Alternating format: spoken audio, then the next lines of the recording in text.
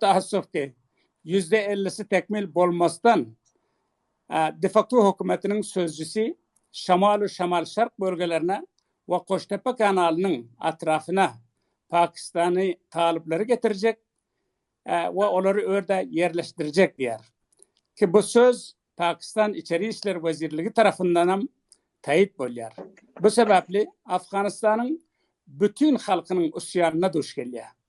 Bizim o bölgelerde öyle bir işsiz ve susuz yatan halkımız var ki bir şunca zemin ve şunca da su olsa yeniden yetişmezlik görünme geliyor. Orada Türkmenler, Özbekler, Tacikler, Hazaralar, Paştunlar ve Araplar yaşıyor.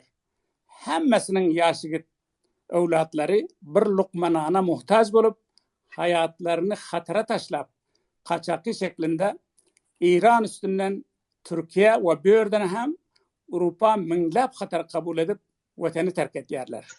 Yüzlab cavanımız İran serhatlarında ve yüzlab cavanımız hem Türkiye ile Yunan bahirlerinin içinde balıkları imit bulmadı mı? Hemmemiz şahit dem bu gibi. Bize neme gerek Pakistanlılar? Bize özümüze yetişeriz.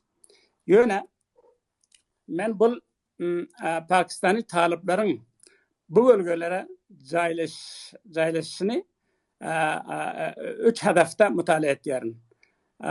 Uzun müddet bir hedef, yani Pakistan'ın 3 hedefindedir taban. Orta müddet bir hedef ve kısa müddet bir hedefte mütalaa edesim geliyor.